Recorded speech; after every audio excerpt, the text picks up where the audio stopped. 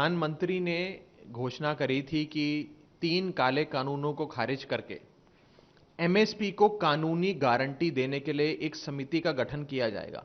उसके बाद ही देश के किसानों ने अपने आंदोलन को समाप्त किया था।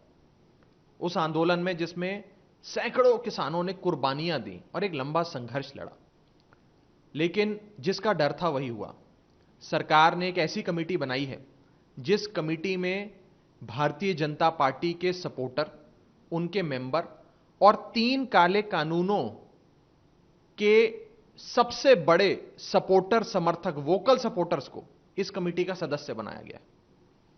मैं अभी आपको पूरी लंबी लिस्ट पढ़ के बताऊंगा, लेकिन सबसे डरावनी चीज इस कमेटी की यह है कि पंजाब, जिसे फूड बोल ऑफ इंडिया कहा जाता है, हरित क्रांति की धरती कहा जाता है, पंजाब जो पूरे देश का पेट भरता है, उस पंजाब को इस कमेटी में प्रतिनिधित्व नहीं मिला, रिप्रेजेंटेशन नहीं मिला।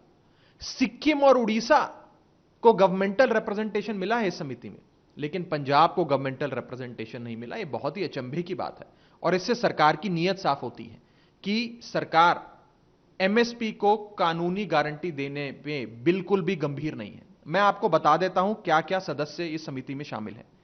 इस समिति के अध्यक्ष बनाए गए हैं संजय अग्रवाल जी। संजय अग्रवाल जी फॉर्मर सेक्रेटरी एग्रीकल्चर हैं केंद्र सरकार के। ये वो शख्स हैं जिन्होंने 3 काले कानूनों को जन्म दिया। उसके बाद नीति आयोग के एक मेंबर रमेश चंद जी को इंक्लूड किया गया है समिति में।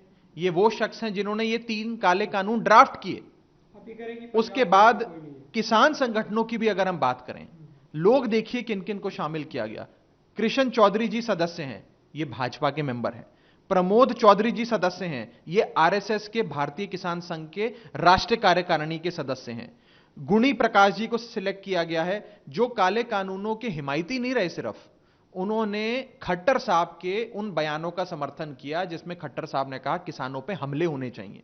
और सईद पाशा पटेल साहब को इसमें सदस्य बनाया है, जो 2014 में बीजेपी के लातूर से प्रत्याशी रहे, कैंडिडेट रहे चुनाव में। बीजेपी के इलेक्शन सिंबल पे इन्होंने चुनाव लड़ा। और गुणवंत पाटिल साहब जो भाजपा के समर्थक हैं और 3 काले कानूनों की हिमायत करते रहे। अगर ऐसे ही लोग इस समिति में होंगे, पंजाब सरकार का कोई प्रतिनिधित्व नहीं होगा, सरकार द्वारा डोमिनेटेड कमेटी होगी, तो क्या यह कमेटी 3 काले कानूनों का जो न्याय है को खारिज कर जो न्याय की हमने मांग करी थी, वो न्याय हमें मिल पाएगा क्या? बिल्कुल, मैं ये मांग करता हूं कि इस कमेटी को पूरी इमीडिएटली खारिज कर एक नई समिति बनाई जाए जिसमें एक बैलेंस्ड कमेटी हो। और सबसे बड़ी बात, इस समिति से उस एजेंडे को हटा दिया गया है जिस एजेंडे का प्रधानमंत्री जी ने वादा किया था, और वो एजेंडा है एमएसपी को कानूनी गारंटी देना। एमएसपी को कानूनी गारंटी देना इस समिति का एजेंडा ही नहीं है जो टर्म्स एंड कंडीशंस निकल कर आई हैं। तो मैं सरकार से अनुरोध करूंगा कि बड़े लंबे अरसे के बाद देश के किसान ने आपको एक मौका दिया था, एक चांस दिया था अपनी गलती सुधारने का। आज उस चांस को, उस अवसर को समझते हुए इस समिति को भंग करें और एक नई समिति का, बैलेंस्ड समिति का गठन करें।